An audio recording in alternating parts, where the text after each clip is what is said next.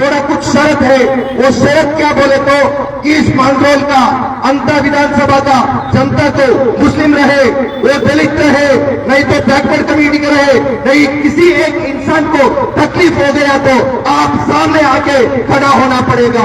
ये है हमारा शर्त। इसके सिवा और कुछ भी शर्त हम आपके सामने नहीं रखेगा। क्यों बोले तो इधर का राजनीति हम बहुत देख चुके हैं।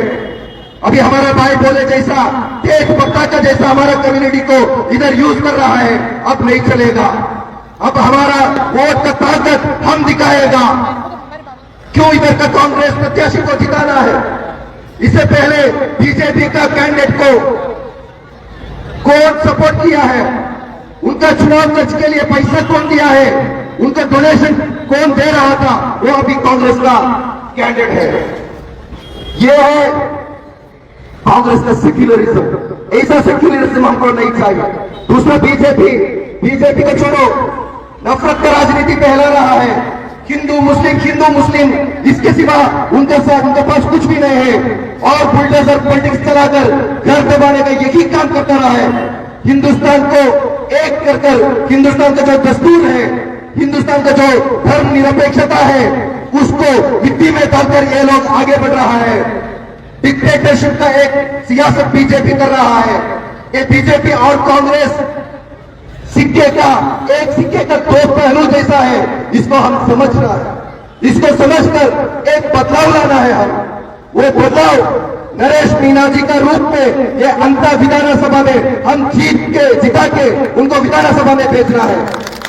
क्यों बोले तो राजस्थान का अभी का विधानसभा कौन हुकूमत कर रहा है? बीजेपी हुकूमत कर रहा है। बीजेपी के खिलाफ आवाज उठाने का एक मर्द राजस्थान सरकार के अंदर नहीं है। विरोध पक्ष में ऐसा एक मर्द नहीं है। इसीलिए राजस्थान विधानसभा को एक मर्द का जरूरत है। इसीलिए नरेश मीणा जी को बुलाना है।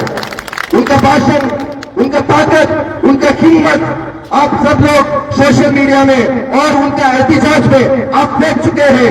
एक आदमी को भी छोड़ा है ना। इंसाफ किधर है? उधर जाके खड़े होकर बात करने का एक हिम्मतवार प्रत्याशी है हमारा प्रत्याशी नरेश मीणा जी।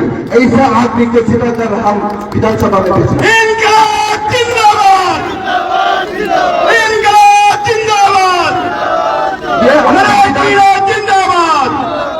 ये अंता विधानसभा में नरेश मीणा जी जीते तो वो नरेश मीणा जी तो जीत गई है, हम सबका जीत है बोलकर मैं वादा करता हूँ। आप किसी को भी नहीं छोड़ेगा, आपके साथ रहेगा।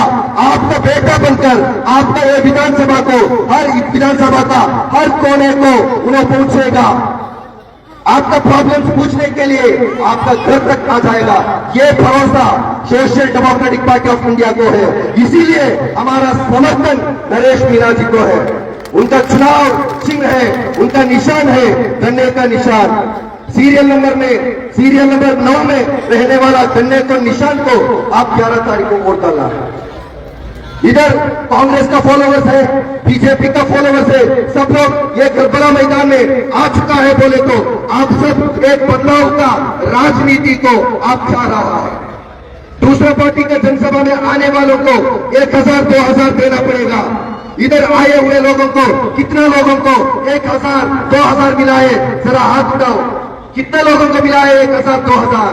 1 रुपया भी नहीं दिया है। आप खुशी से आया है नरेश मीणा जी को जिताने के लिए।